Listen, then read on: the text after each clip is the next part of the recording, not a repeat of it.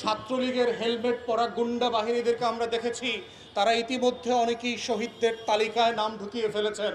আমার এলাকাতেও আমি এক সাবেক ছাত্রলীগ নেতার নাম ইতিমধ্যে খুঁজে পেয়েছি, যার কবর জিয়ারত আমি করে ফেলেছি।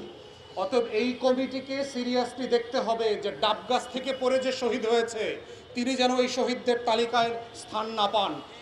রোড অ্যাক্সিডেন্টে যিনি মারা গেছেন তিনি গুরুত্বপূর্ণ বাংলাদেশের নাগরিক, কিন্তু এই শহীদদের তালিকায় তার নাম থাকা বাঞ্ছনীয় না। তাই একই সাথে আরেকটা যেটা সংকট হয়েছে সেটা হচ্ছে গণকবর আইডেন্টিফিকেশন। আমরা দেখেছি যে 128-29 জন শহীদকে এই রয়ের বাজারে এনে রাতের বেলা যেভাবে গণকবরে কবরস্থ করা হয়েছে, মাতুয়াইলে, জুরাইনে, নারায়ণগঞ্জে, মুন্সিগঞ্জ থেকে দেশের বিভিন্ন জেলাতে এই গণকবরের আইডেন্টিফিকেশন ডিএনএ স্যাম্পলিং এখনও সমাধান করা হয় নাই।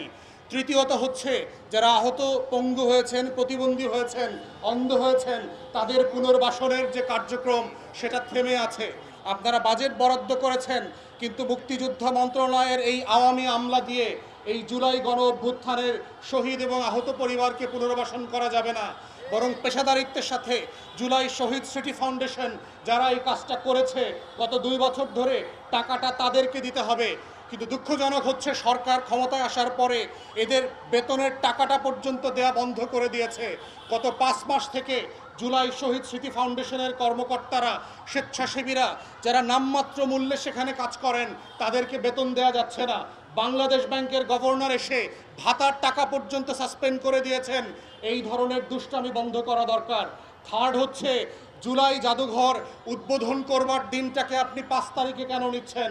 কেন এটা আগিয়ে নিয়ে এসে সারা মাস ধরে বাংলাদেশের ছাত্র জনতা, তরুণ, শিক্ষক, শিক্ষার্থী যারা আছেন তাদেরকে এই জুলাইয়ের জাদুঘরের সাথে এঙ্গেজ করা হচ্ছে না? আপনারা কি এটাকে শোকে পালন করবার জায়গা হিসেবে নিচ্ছেন, না গণ অভ্যুত্থানের উদযাপন আকারে নিচ্ছেন? এই জায়গাগুলোতে কিন্তু আমরা দেখতে পাচ্ছি বর্তমান সরকার একটা দায়সারা অনুষ্ঠান আয়োজন করছে। আমরা নিন্দা জানাচ্ছি, একইভাবে মনে রাখতেছি এবং আপনাদেরকে মনে করিয়ে দিচ্ছি এই 1400 শহীদ এবং গণ অভ্যুত্থানের সবচেয়ে বড় বেনিফিশিয়ারি কিন্তু আপনারা, যারা ধান খেতে, পাট খেতে শিলংয়ে, লন্ডনে, টরেন্টো আর মালয়েশিয়া থেকে লুকায়ে ছিলেন, যারা বছরের পর বছর বাংলাদেশের চাঁদ তারা আলো বাতাস দেখেন নাই, তারা আজকের সাডেনলি ক্ষমতার বাতাস দেখতে পাচ্ছেন এবং জুলাইকে ছোট করবার জন্য প্রতিদিন প্রতিনিয়ত বক্তব্য দিচ্ছেন। এই ধরনের বাজে কাজ এবং হীনমন্যতা থেকে বের হয়ে না আসলে মনে রাখবেন এই হীনমন্যতা আপনাদেরকে একের পর এক ভুল সিদ্ধান্ত নিতে বাধ্য করবে এবং তরুণদেরকে আবার খেপিয়ে তোলবার জায়গা করবেন। তার একটা টুকরা গত কয়েকদিনে আপনারা দেখেছেন শিক্ষা ব্যবস্থা নিয়ে যেই ছিনিমিনি করবার চেষ্টা করে তরুণরা একটা অংশ আবার রাস্তায় নেমে এসেছে।